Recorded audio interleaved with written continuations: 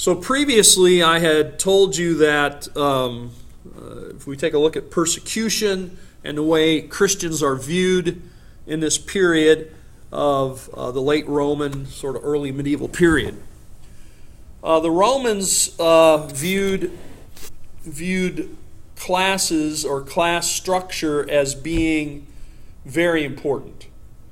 That is that, and I think I mentioned this before, that if you were of a certain social class, you did not really associate with people who were of a lower social class. Unless it was very structured. For example, if you had a household and you had servants, obviously you interacted with those servants, but it was in a very defined way. Clean this, do this, okay, you did a good job, all right, do this, do that. But it was not a personal relationship.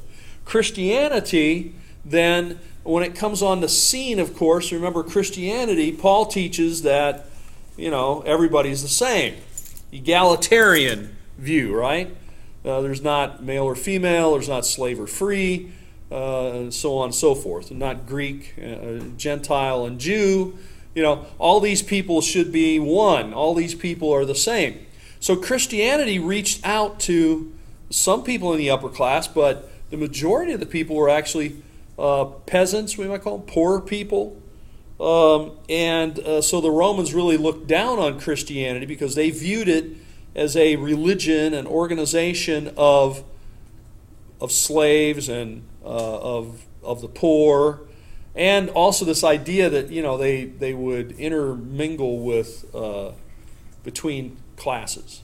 Okay. And so the Romans see that somewhat as an economic threat because, remember, I have this picture of Spartacus up here. Well, actually, it's Kirk Douglas as Spartacus. And if you have never seen that movie, I recommend it to you. It's a good 4.5 hours. It's a long movie, but it's a good movie. Anyway, Kirk goes through that. But I put this up here just to remind you, that there had been slave rebellions. Spartacus, the most famous of which, it was slave uprising, and the Romans end up putting it down very harshly. Because remember, these slaves are for the most part, they're not doing agricultural work. Most of them are working in your homes. They're cooking your food, they're taking care of your children, and so on.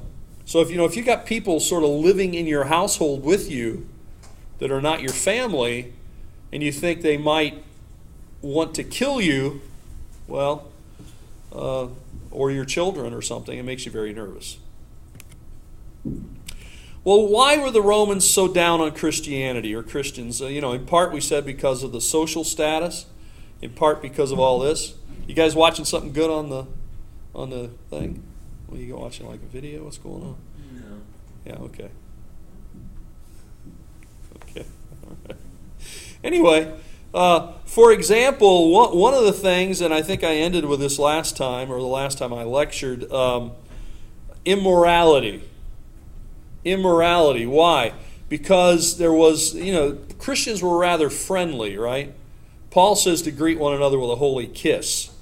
And a lot of Romans maybe thought the kissing wasn't all that holy, right?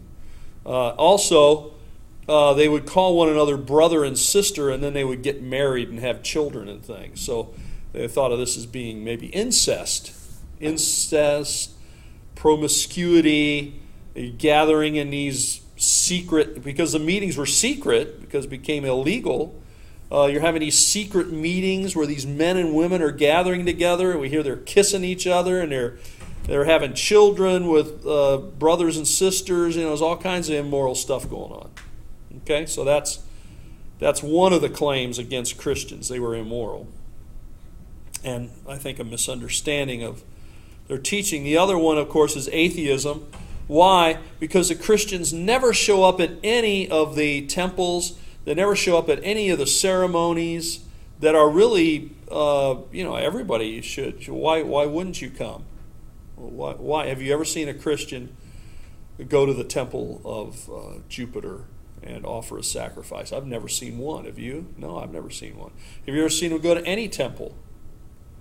Have you ever seen them make any sacrifices? Have you ever seen them do any public prayers anywhere? No. These Christians perhaps are atheists. They're immoral atheists. And I hear that when they get together, you know what they do? They drink blood, and they eat human flesh, and they drink human blood in a ritualistic way in their secret meetings. They're cannibals. And of course, we tie that all up with treason. Treason because if you don't support the Roman deities and go to the temples and all that, it's all incorporated into being a good Roman citizen. A good Roman is to go to these public ceremonies, which are very religious, and the Christians avoided them because of the pagan ties to it. They didn't want to be involved with that. Therefore, they were considered to be, well, I guess what we might call unpatriotic, right? They don't stand for the national anthem. Well, maybe that's a whole subject. They wouldn't say the Pledge to Allegiance. They wouldn't want to do any of those things. Why? Because, well, the Christians don't want to do it because it's all tied up with paganism. But the Romans see that as being like opposed to Rome. Okay. So the Romans, like we said, begin to persecute them during the reign of Nero. That's when it starts, probably around 61. Certainly by 64, definitely Christians are being persecuted. And Gallio, is proconsul, 60, 61. So somewhere between 60 and 64 something happens. The Romans realize that Christians are not Jews. They're not just another group of Jews. They're not just like Pharisees, Sadducees, Essenes, Christians. And that makes them illegal.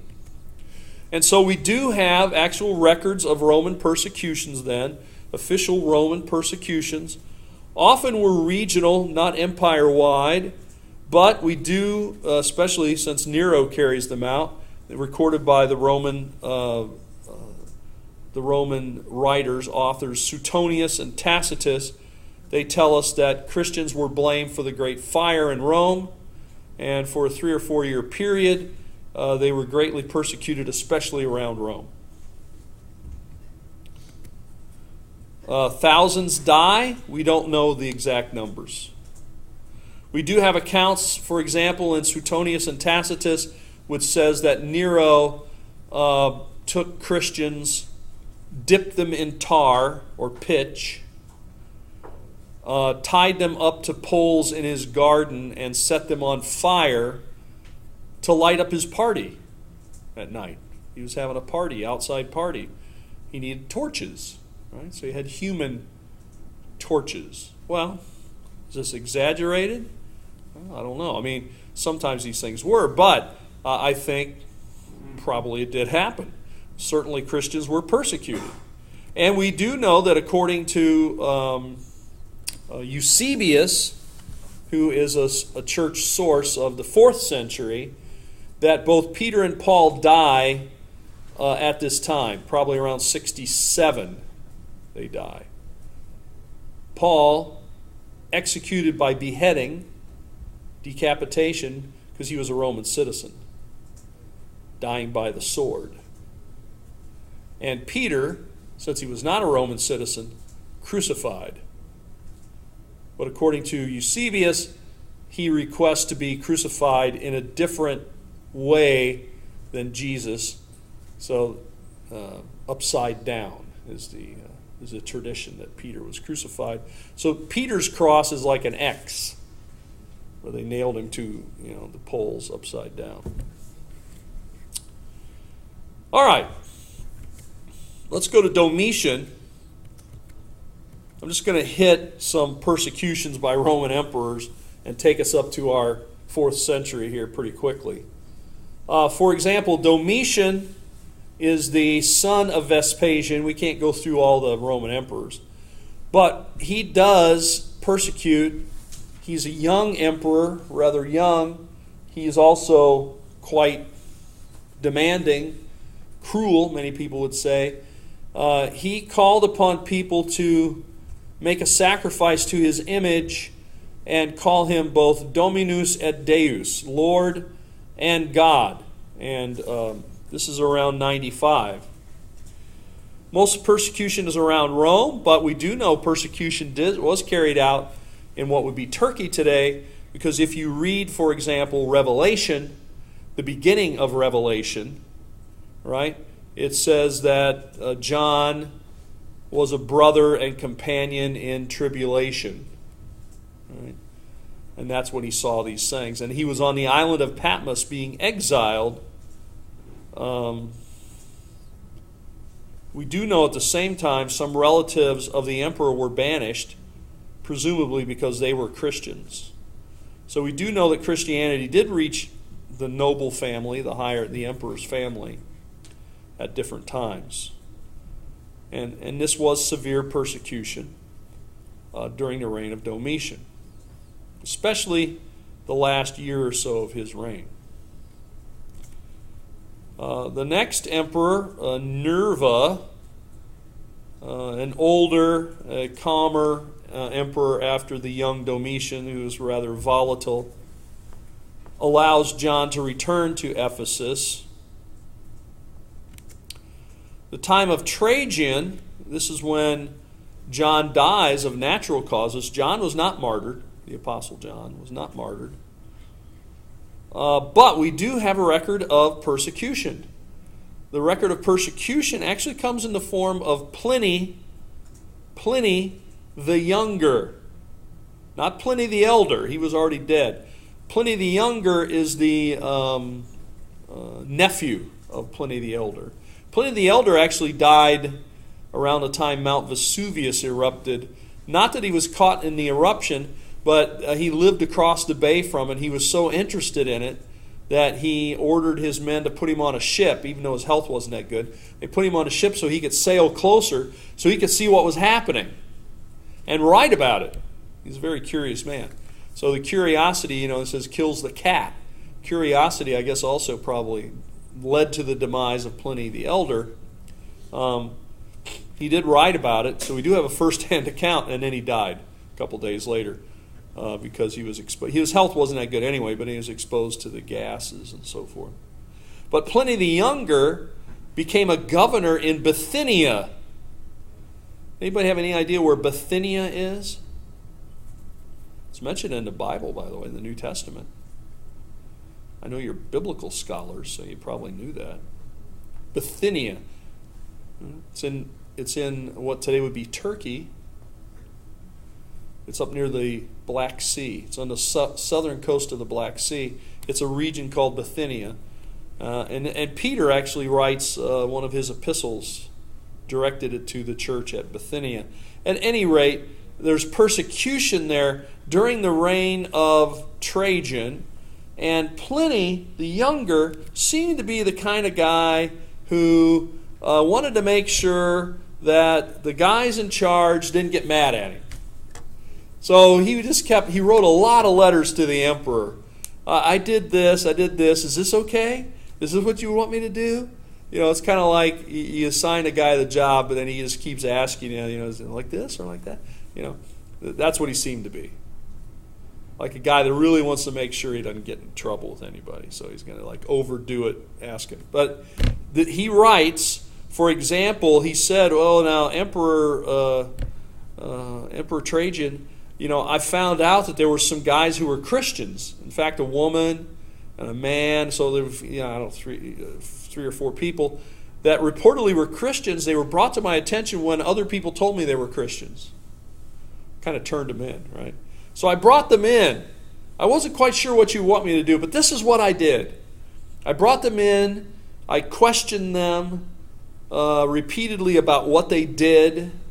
And, I wasn't satisfied with my answer. So I tortured them to make sure, I could really get to what they were doing. Because they're meeting in secret. They're meeting early in the morning.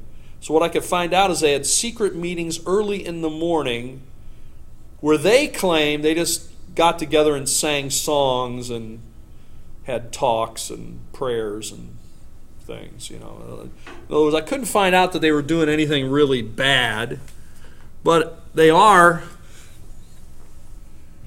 meeting in secret. And so then I told them, well, because I had heard that these Christians, it wouldn't be easy for them to do this, I told them that, well, they needed to make sacrifice to your image and declare that you are Lord. And when they refused to do that, I basically gave them, a second and third chance, telling them that if they didn't do this, they would be executed. And they refused to do it, so I executed them. Did I do everything okay? And basically Trajan writes back to him and said, well, what you did was okay. You're not in trouble. But, and the main thing he said was, basically his only criticism was, you shouldn't really let other people be turning these people in. If you find out they're Christians in the course of your investigation, then what you did was fine. But I guess he was sort of nervous about letting other people turn people in. He thought that might get too messy. So then you can just accuse your political opponent of being a Christian. Well, that's what I do. You can just accuse somebody of something, and and it's over. Right. You can do that now, though. Well, of course. This is also the time when Ignatius is martyred in Rome. You remember Ignatius? No, you don't remember Ignatius. Ignatius wrote several letters. He's an early church father. I think next semester I'm teaching early church history, so we'll go over a lot of this in more detail if you want to take that class. But he was an early church father who wrote a lot of letters, some of them in like the epistle to Smyrna and so forth, in a sort of a little similar fashion as Paul. But he is martyred by a lion in Rome. A literal lion? A literal, yes, a physical lion. He was mauled by one? Well, he was placed in the arena and eaten, or at least mauled. Anyway, he died. In the hands, the paws, in the mouth of a lion. Well, let's move on. Hadrian. Yeah. He continues the policy of Trajan. We do see that, there is, again, the persecution not too severe under him. Antonius Pius, 138 to 161. Local persecutions in Alexandria, again, sort of prompted by Jews who said, these people are up to no good, and then the Romans persecuted. We do know that there is persecution in the city of Smyrna. Smyrna, it's one of my favorite names for a city. It's along the coast of Turkey. It's mentioned in the book of Revelation, Smyrna, the church at Smyrna. Several died during that persecution, including Polycarp. And again, you probably not heard of Polycarp, but Polycarp's another early church father. So some of this we know that way. All right. The next emperor now, and this is when, as we're getting later, I'm going to skip to Marcus Aurelius. And somebody mentioned Marcus Aurelius. Who did that in their presentation? Are they not here today? Maybe they're not here today. Well, somebody covered Marcus Aurelius. Marcus Aurelius, towards the end, this is when things really begin to change in the Roman Empire, and we start to see the real decline in this late antique period, or very early medieval period, depending on how you want to look at it. He was actually a Stoic philosopher. Here's a statue with his image. And he's the one, I believe I told you at the time, maybe not, but he begins to recognize that Rome is having all kinds of trouble on the borders, especially with the Germanic tribes, Germanic people, along the borders, along the Rhine, along the Danube. And Marcus Aurelius spends most of his period as emperor out on the battlefield. Notice he's emperor there for 19 years. He spends most of that 19 years living in a tent out on the battlefield, basically trying to hold the borders in the north. Also, while he's out there at his tent, he's writing philosophy, by the way. He was a Stoic philosopher. You can actually read his philosophy if you like. I don't know how many of you would be interested, but it's called Meditations by Marcus Aurelius, and it's Stoic philosophy. At any rate, he recognizes that the Pax Romana, or the peace of Rome, has come to an end, or it is ending. And so he's looking, he's trying to figure out what's changed. And basically, in his mind, what he sees as changing is that Christianity has come to power. Since Christianity has been rising, the Roman Empire has been having more trouble. Coincidence? Marcus Aurelius thinks not. He thinks that Rome is having more troubles with the rise of Christianity. And his interpretation of that is because the Roman gods are upset, because the Christians don't honor the Roman gods. They don't go to the temple. They don't make the sacrifices. And so therefore, this is a kind of divine punishment, divine retribution to Rome for not requiring proper adoration of the Roman gods. Eusebius records in 177 that there is a martyrdom of at least 48 people in the southern part of Gaul, which would be France, around the city of Lyon during the reign of Marcus Aurelius, and it was probably elsewhere as well. He's the one in Gladiator, right? Gladiator! Yes, he is. There's not much correct about the movie Gladiator, but there was an emperor called Marcus Aurelius, and he did fight Germans. The best scene that I think is one of the most accurate scenes is it actually shows Marcus Aurelius in his tent writing, and I believe he's writing his meditations. At least I like to think so. But yes, because he even mentions that he's doing it, he's writing it, in tents. Yeah, and then Maximus. There was no Maximus, but they did fight Germans. So I like that opening scene. That's a good one.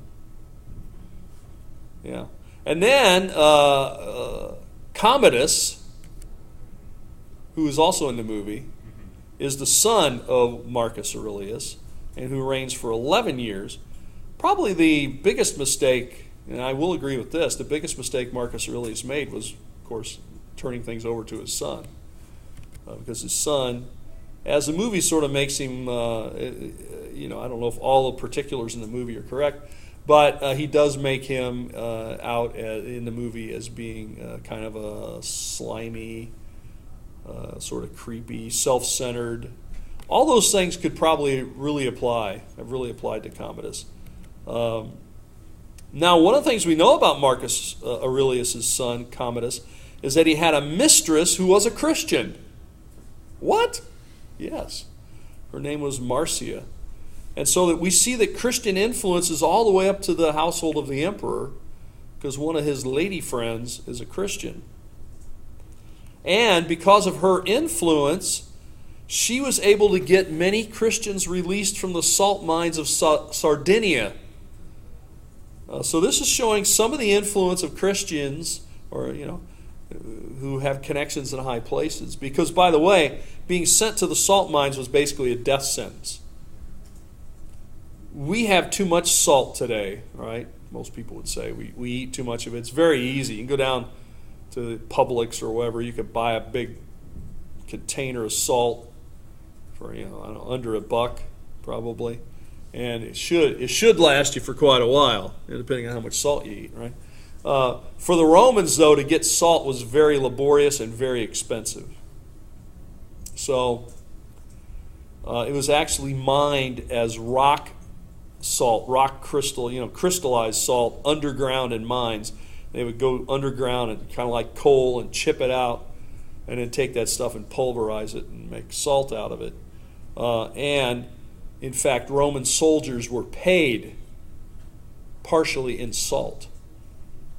That's in fact where, because the Latin word for salt is solus, which is where we get our word salary, because it was part of the pay of a Roman soldier. Well, anyway. Also, probably the origin of the saying, "He's not worth his salt." Have you ever heard anybody say that? No? Well, you just did.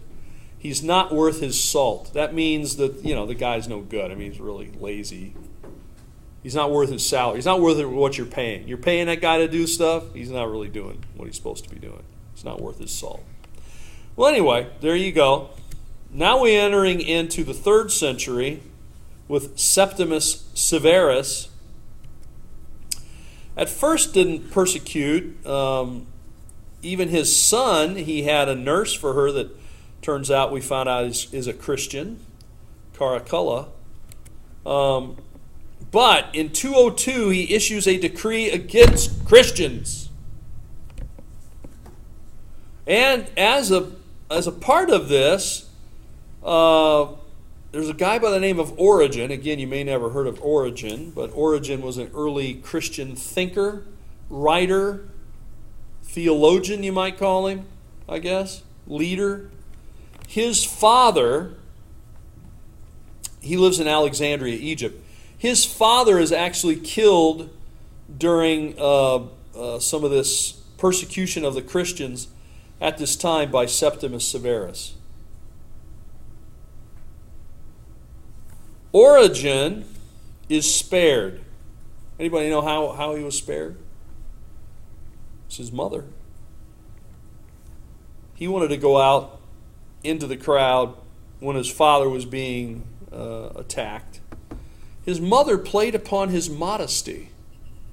She hid all his clothes. Evidently, Origen was au naturel, or as my mother would say, he was in his birthday suit. And you know what your birthday suit is. That's the suit you had when you were born, on your birthday. You got to think about that one. Anyway, the birthday suit. And so his mother didn't want him to go out there because she knew he'd get killed, or she was afraid he would get killed, and so she just hid all his clothes. And then by the time he could figure out where they were, the danger was over and his life was spared. An ingenious mother spared his life. But several were martyred in Alexandria, others were martyred in Carthage. Origen, by the way, has some interesting teachings, allegorical teachings. Some might say heretical teachings. I don't know. It depends on your perspective, I suppose. But they were not, accepted by many, even in his own time. But again, we don't have time. We can't talk about Origen now. We're just talking about him being spared persecution. Then we get to Decius. I know somebody mentioned Decius. Who was it that mentioned it? Was that you mentioned the Decius? All right, here's the Decius, as I call him. Here's a nice picture of him. I like that picture. Decius has the distinction, I guess we'd say, I wouldn't say the honor, the distinction of being the emperor who introduces the first empire-wide persecution. Basically, he's trying to root out Christianity and Christians. So to do this, he basically says all people must worship the emperor and deny Christ. Because, Christianity's growing is making them very nervous. So they had incense on a little altar. They'd have a little image of the emperor, maybe like this one here, and they would ask you to offer this up with a little prayer, a little saying, declaring that Decius was, Lord and God, Dominus et Deus. Easy for a non-Christian to do, no problem, because, okay, I don't care. Well, whether you think he is or not, I can do that, it's no problem. But for a Christian to do that, that was considered to be heretical or disloyal. Blasphemous, yes, you're right. And so they wouldn't do it. Many of them wouldn't do it. But now think about this, and then once you did it, you would get a certificate called a libellus, basically like a little document from. So the soldiers, imagine this, maybe soldiers come to your house, they have this little image. They say, okay, we're here not for a survey. We're not trying to sell you anything. But what you need to do right now, Here's some incense. Offer up some incense to the image. Say this prayer. We're going to observe this. And then we're going to give you this document that states that you've done this. So, then if the next set of soldiers come in a month or two and they want you to do this, well, you show them the document and you say, I already did it. Okay, thanks. We'll go on to the next house. Don't want to go through all that again if we don't have to. All right? So it's kind of a certificate. Now, imagine this. If that situation came to you, what would your choices be? As I see it, you've got probably 4 choices. The soldiers, you know the soldiers are in your neighborhood. You know they're going to come to your house. You know they're going to ask you if you've done this, and you're a Christian. What choices would you have?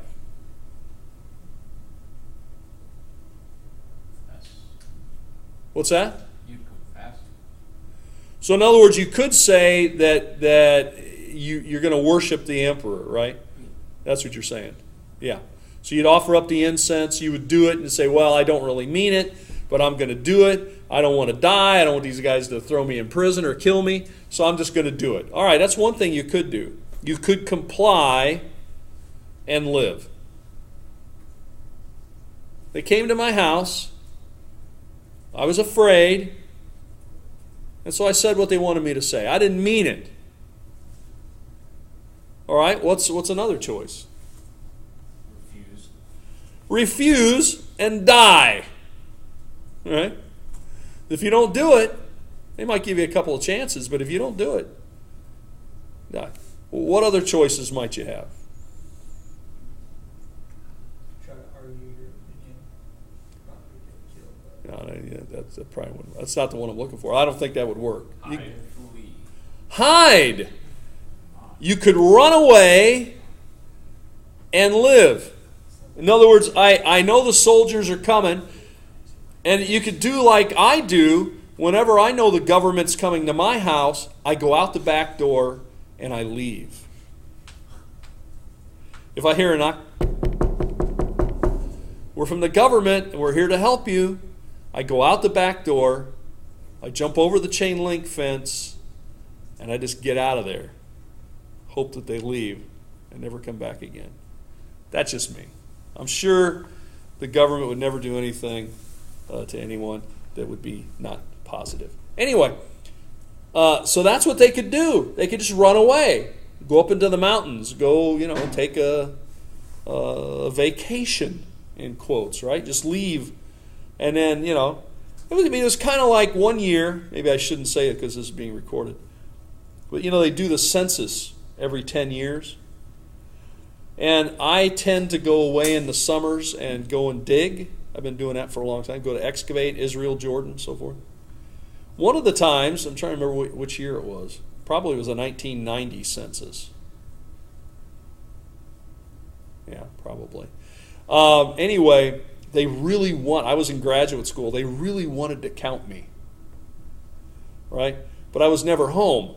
And so they actually got my phone number and started leaving. This is back when you had answering machines and you actually had a phone. And they were leaving me messages on the answering machine. And they came around I had a little tiny, my apartment wasn't even like a third of this room. It was very small. It was a one-room apartment. It had a little bathroom, a little kitchen, had a place for the bed. Efficiency, they called it. Very efficient. And so they would come and they would leave things like on my doorknob.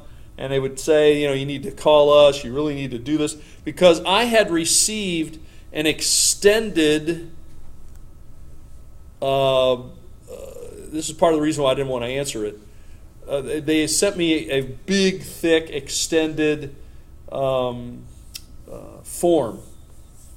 for the census. And it wanted to know all kinds of stuff, like what I ate and what I owned and how many outlets there were and where I lived. And it was like a 20-page thing. They wanted me to fill it all out. And I thought, you know what? They don't really need to know that. Seems to me a census is you need to know who I am. They already know that. You need to know where I live. They knew that too. And that's pretty much it. Right? You already know who I am and where I live. You've counted me. You know I'm here. But they wanted a whole bunch of other stuff. I never did answer it. Because I ran away. I went off. I knew I was leaving, like in late May, and I was going overseas. And I wasn't going to be back till like August. And I'll tell you the thing of a secret about the census is that everybody works on that as a temporary employee.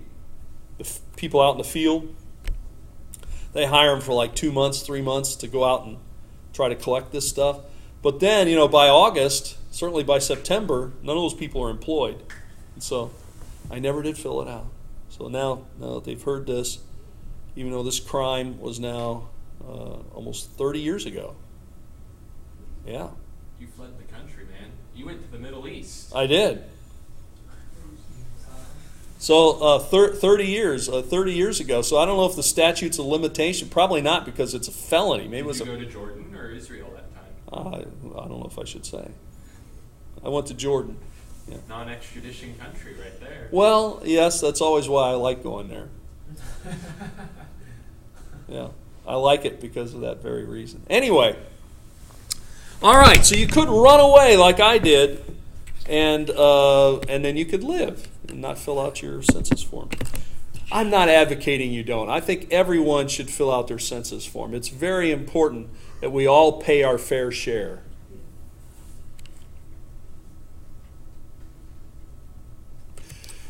Number 4, the fourth choice, because I would wait for you to do it, but I've already did my extended weird story, so better move on. You can make a fake document, right? You guys would never have a fake document that would say that you were older than you are, or you lived in a different place. Why? What would be the reason for you to have that? There would be no reason. So at any rate, you could make a fake one. And that way when the soldier shows up, so one, the soldier shows up, you do it. The other one, the soldier shows up, you won't do it. He kills you. The other one, the soldier shows up, he can't find you. You're not there. Maybe you can wait out the persecution. And this was not, the guy's he only reigns for 2 years. Right? He starts this in 250. He dies in 251. By the way, that was not lost on the Christians. They said that God struck the guy dead. That's what many of them said, because he was persecuting him. Or the soldiers could show up and you show them a fake one. Yeah, I already did that. Here you go. Which do you think would be worse? You think faking it is worse than running away? You think faking it is worse than complying? Yeah. Really? You think faking the document that says you did it is worse than doing it and betraying Christ? I think of it like in a school format, like where you could get in most trouble for it, like just doing it, not doing it, forgetting about it, or like plagiarizing it. Yeah. So you think number 4 is the worst? Interesting. Number 4 is definitely, if you're faking government documents, you might not understand the whole give to Caesar what belongs to Caesar bit I that see. you're trying to uphold. So you're saying if you fled the country and you didn't do your census, that perhaps you don't want to give unto Caesar what is Caesar. He wants a 20-page form filled out, and you didn't fill out his 20-page form. Well, anyway, you can think about that, and we're not going to talk about it here, but I can tell you this created a lot of problems in the church at the time, and we're not going to talk about that because I can tell you that the people who complied and lived were treated a lot more harshly than the people who ran away or the people who made a fake document. Yes? How big was that? How big was what? The thing. Pendant? This pendant? Was it like a metal thing? Yeah, the pendant. Well, it was like a necklace. It's like Okay. probably about 1.5 inches high. Wait, why did the people that complied, why did they suffer the most? Because they denied Christ and they made a sacrifice and they said the emperor was Lord. And they denied that Jesus was Lord. That's basically They actively denied Jesus. The guy who makes the fake one is not actively denying Jesus. He is just deceiving the guy that wants you to deny Jesus. So, from a Christian, at least many Christians at that time thought that was a less offense. Obviously, I guess, it depends on if you faced it or not. It's a lot easier for us to say, oh, well, this is worse than that, and I would never do that, when you're not going to have to face it. So the people who actually faced the persecution, you know what? I think they thought, I thought about running away. And you got to ask yourself, if somebody did face that persecution and they're still alive, how are they still alive? They had to do either 1, 3, or 4, otherwise they wouldn't be around. Right? So the ones who had to do 1, 3, or 4, they're going to say 1 is the worst because I did 3 or 4. 3 or 4, I didn't actively deny Christ, so therefore it's not as bad. Well, anyway, you can think about that, debate that. That's a side issue for us today. The persecution ends up ending, and so I'm not going to go through all this, but basically the church had a lot of troubles with that. What do we do with the people who did not die when confronted with this choice, and they either ran away, they made a fake document, or they went ahead and did the sacrifice, so they're still alive? Let's move on. We could get bogged down in that issue, but we don't want to right now. All right. Let's go to Valerian. We're now up into well into the 3rd century, getting to the later part of the 3rd century. New persecutions come out in 257. This time, they target the leaders of the church, the bishops. Instead of all the Christians, they just target the leaders. For example, Cyprian, the bishop of Carthage, is beheaded in 258. And other church leaders are targeted. The idea here is if we could get rid of the church leaders, then that's going to disrupt the church.